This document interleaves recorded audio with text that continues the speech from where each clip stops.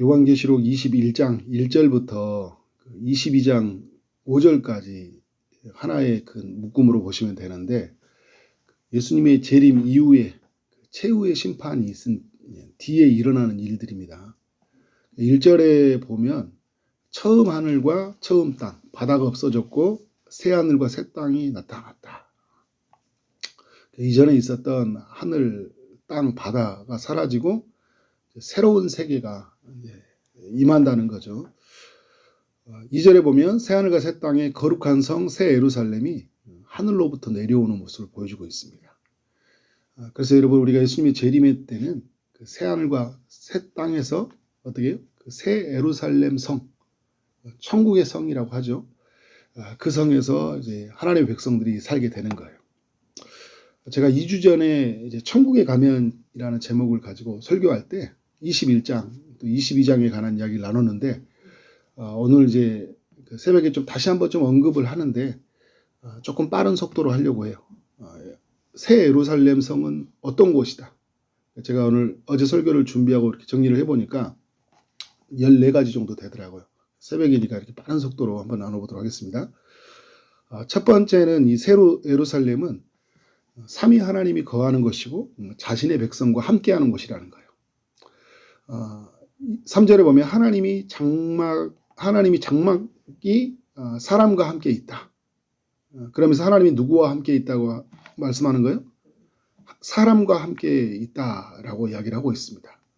하나님의 장막이 사람들과 함께하고 있다. 그러니까 새 예루살렘, 천국은 어떤 곳이냐? 하나님이 자신의 백성들과 함께하는 곳이라는 거예요. 그래서 오늘 쭉 이후에 이제 7절까지 보좌에 계신 하나님이 자신의 백성과 함께 있는 모습을 보여주고 있어요.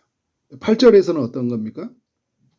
모든 사람이 다 하나님과 함께 할 수 없다라는 걸 말해주고 있어요.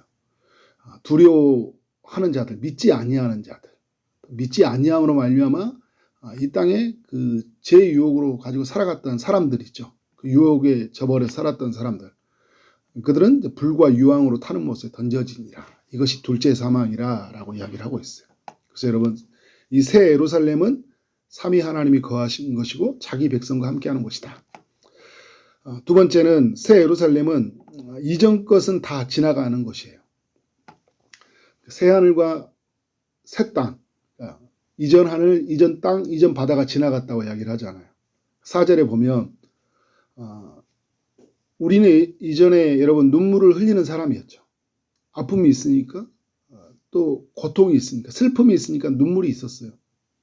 이전의 것이었어요. 우리는 예전에 여러분, 우리는 죽는 존재였잖아요. 사망이 있었어요. 우리에게는 애통하는 것이 있었고 곡하는 것이 있었고 아픈 것이 있었어요. 그런데 새 예루살렘에는 이런 처음 것들이 다 지나갔다 이야기를 하고 있어요. 4절에서 하나님이 우리의 모든 눈물을 닦아주심으로 다시는 사망이 없다. 다시는이라는 표현을 쓰고 있잖아요.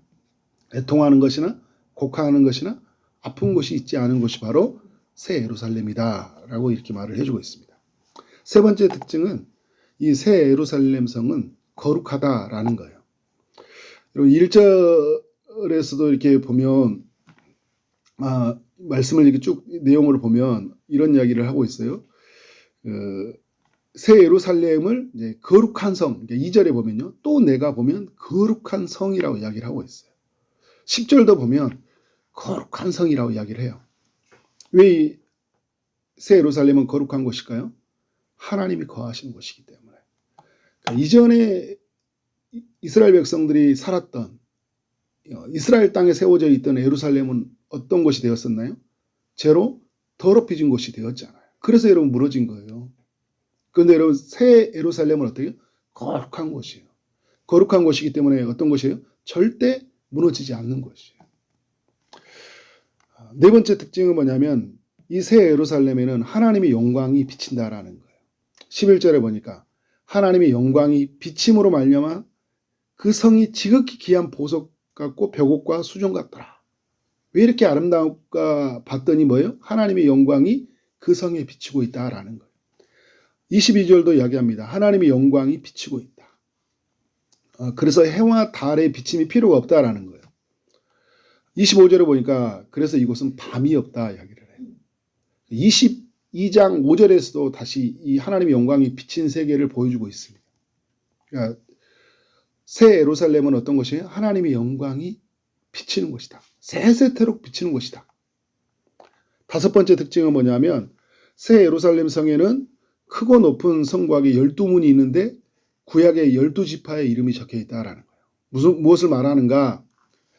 이것은 구약의 백성들이 함께 한다라는 거예요. 구약의 백성들, 이스라엘 모든 사람이 있는 곳이 아니에요. 구약의 백성이라는 것은 또 이스라엘만을 지칭하는 게 아니에요. 다른 나라에 있었지만 어떻게요? 나만이나 이런 사람들, 하나님을 만나는 사람들이 있었잖아요. 그죠? 이방 사람들 중에 하나님을 만나는 사람들이 있었어요. 그리고 결국 구약의 사람들은 어떤 사람들이냐면 오실 예수 그리스도를 구주로 믿는 사람들. 오실 예수 그리스도를 어떻게 해요? 구주로 믿는 사람들이 바로 하나님의 백성들이다. 그들이 어디에 거한다고요? 이 새 예루살렘에 거하게 된다라는 것을 이제 12문에 기록되어 있는 그 이름을 통해 우리에게 알려주고 있어요. 여섯 번째 특징은 뭐냐면 새 예루살렘 성의 성곽에는 12기초석이 있는데 신약의 12사도의 이름이 적혀져 있어요. 뭘 말하는 거예요? 이 새 예루살렘에는 신약의 백성들, 바로 예수 그리스도를 구주로 믿는, 오신 예수 그리스도를 구주로 믿는 백성들이 이 새 예루살렘에 거한다. 교회에 다닌다고 해서, 많은 봉사를 한다고 해서 새 예루살렘에 거하는 것이 아니라 오신 예수 그리스도를 구주로 믿는 사람들이 거하는 곳이라는 것을 우리가 알아야 됩니다. 일곱 번째 특징은 뭐냐면 새 예루살렘은 하나님의 백성들이 충만히 거하는 초소이다. 제가 지난 주일에도 말씀을 드렸는데 이 새 예루살렘의 크기가 16절의 말씀을 보면 길이와 넓이, 높이가 모두 같거든요. 그런데 12,000 스타디온이라고 해요. 미터로 환산하면 2,400km 정도 됩니다. 서울과 부산의 6배 정도의 거리가 되는 거예요. 꽤 크게 보이지만 창세 이후로 구원받은 사람들을 다 담기에는 부족한 장소처럼 보이잖아요. 그러나 요한계시록이 가지고 있는 이 상징성으로 우리가 해석을 한다면 어떻게 해요? 10이라는 안전수와 1000이라는 충만한 수가 같이 곱해져서 12,000 스타디온이다. 이렇게 이야기를 해요. 그러니까 여러분 이 새 예루살렘은 어때요? 충만한 사람들이 거하는 장소라는 거예요. 그러니까 하나님의 백성들이 충만하게 거하는 곳이라는 거예요. 여덟 번째 특징은 새 예루살렘은 보석으로 꾸며진 매우 빛나고 아름다운 것이다. 11절도 그렇고요. 18절부터 21절까지 이 새 예루살렘이 얼마나 아름다운 것인지를 우리에게 알려주고 있어요. 각종 좋은 보석으로 다 덮여 있잖아요. 문이 12문이 진주라고 이야기를 하고 있습니다. 너무나 아름다운 곳이에요. 이곳이 우리에게 믿는 사람, 하나님의 백성들이 사는 곳이다 라는 거예요. 아홉 번째 특징, 새 예루살렘에는 성전이 없다. 22절에 보니까 왜 성전이 없는가 했더니 하나님과 어린 양이 성전이 되셨기 때문에. 이스라엘 땅에 세워져 있는 그 예루살렘의 성전이 있었잖아요. 그러니까 이 사도 요한은 새 예루살렘 성이 임하는 걸 보면서 뭘 찾았을까요? 성전이 어디 있는가를 찾았을 거 아니에요. 성전이 없는 거예요. 왜 성전이 없나? 하나님과 어린 양이 성전이 되신 거예요. 좀 다르게 설명한다면 이 예루살렘 성 전체가 성전인 거예요. 왜냐하면 하나님이 그 예루살렘 성에 충만하게 거하시기 때문에. 그래서 여러분 그것은 예배하는 곳이에요. 그것은 하나님을 노래하는 곳이에요. 열 번째 특징, 이 새 예루살렘에는 모든 나라, 모든 민족, 모든 종족들이 들어가는 곳이다 라는 거예요. 24절도 그렇고 26절도 보니까 만국이 그리로 들어간다 이야기를 해요. 요한계시록 4장, 5장, 7장 이런 내용을 보면 모든 민족, 열방, 방언 이런 표현을 쓰잖아요. 만국이 어떻게 돼요? 예루살렘 성으로 들어가는 거예요. 유대 백성들, 이스라엘만 들어가는 것이 아니라 모든 민족이 들어가는 것이에요. 여기서 여러분 중요한 게 있습니다. 11번째 특징이에요. 어린 양의 생명책에 기록된 자들만이 들어간다는 거예요. 그래서 전 세계 모든 사람이 들어간다. 하나님의 구원은 차별이 없다라는 거예요. 그런 측면이고 27절에 말하고 있는 건 뭐냐면 모든 사람이라고 들어가는 것이 아니라 예수 그리스도를 구주로 믿는 사람들, 그들이 어떻게 되는 거예요? 어린 양의 생명책에 기록된다라는 거예요. 무엇이든지 속된 것이거나 가증한 일 또는 거짓말하는 자는 결코 그리로 들어가지 못한다. 그러니까 거짓말하고 사는 사람은 못 들어간다는 게 아니라 이건 죄의 결과들이거든요. 그러니까 죄를 지은 사람이 죄의 결과가, 그러니까 죄를 가지고 있는 사람이 죄의 결과가 나타난 거잖아요. 사과나무에 사과가 열매가 맺혀지듯이. 여러분, 죄의 문제가 해결되지 않는 사람들은 어떻게 해요? 이게 죄의 결과들이거든요. 결국은 죄의 문제가 이 땅에서 해결되는 사람들, 죄의 문제가 뭐걸로 해결되는 거예요? 어린 양의 피로 말미암아 죄의 문제가 해결되는 거잖아요. 우리가 아무리 많은 선행을 한다고 죄의 문제가 해결되지 않잖아요. 이 땅에서 예수 그리스도를 만나는 사람들, 그럴 때 우리의 죄가 그에게 옮겨가고 그에게 있는 의가 우리에게 옮겨옴으로 말미암아 우리가 의로운 사람이 되는 거잖아요. 죄로부터 용서받은 사람이 되는 거예요. 그 사람이 바로 어린 양의 생명책에 기록된 사람이다. 그들이 바로 어디로 들어간다고요? 거룩한 성 예루살렘에 들어간다라는 거예요. 12번째 특징은 뭐냐면 이제 22장 1절부터 5절까지 연결되는 것인데요. 새 예루살렘의 성은 에덴 동산과 같은 곳이다 라는 거예요. 그래서 22장 1절부터 5절에 보면 마치 에덴 동산에 들어가 있는 것을 보게 돼요. 생명수의 강이 흐르고 강 좌우에는 뭐가 있습니까? 생명나무가 있어요. 에덴 동산에 4개의 강이 있었고 그리고 동산의 중앙에 생명나무가 있듯이 오늘 22장의 1절 2절에서는 뭘 보여주고 있습니까? 생명수의 강이 흐른다. 이거 이 강을 생명수의 강이라 표현을 쓰고 있어요.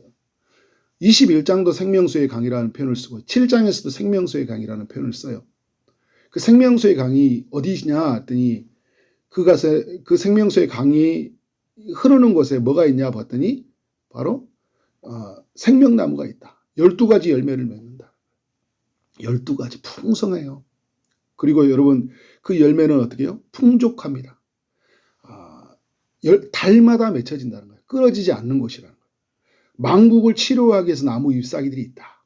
그러니까 우리가 천국에 가면 뭐 다쳐서 아프면 바로 상처받는 그것이 아니라 이미 망국을 치료하는 생명나무가 있기 때문에 우리가 예수 그리스도를 믿음으로 믿는 사람들이 어떻게 돼요? 그 생명나무 안에서 우리가 완전한 죄의 치료를 받는 것이고 그리고 이제 우리가 죄의 짐을 다 벗었을 때 완전한 성화, 우리가 이런 거룩한 삶으로 살지 못하는 삶이 이 땅에 있었죠. 그런데 완전한 성화를 입는 거예요. 완전히 거룩함을 입어요. 왜? 망국을 치료하는 그 잎사귀들, 생명나무가 있기 때문에. 그래서 우리는 여러분 새 예루살렘 성에서 그 에덴 동산과 같은 곳에서 우리가 완전한 삶을 누리게 되는 거죠. 22장 3절을 보니까 다시 저주가 없다라는 거예요. 에덴 동산에서 여러분 저주가 있었죠. 선악과를 따먹으로 말미암아 남자가 겪는 저주, 여자가 겪는 저주고 피조물이 겪는 저주가 있어요. 사탄이 겪는 저주가 있었죠. 그러나 사탄은 다시 저주가 없습니까? 다시 저주가 있죠. 죄의 문제가 해결되지 않아요. 죄 덩어리니까. 근데 죄의 문제가 해결되는 사람들한테는 어떤 것이에요? 저주가 없다라는 거예요. 완전한 회복을 경험하는 거죠. 처음으로 우리가 돌아가는 거예요. 그러나 여러분 이 에덴 동산에서 새로운 에덴 동산은요. 이전에 아담과 하와가 겪었던 것보다 더 좋은 곳이에요. 왜냐하면 아담과 하와는 죄를 지을 가능성이 있었고 타락할 가능성이 있었잖아요. 우리는 어떻게 돼요?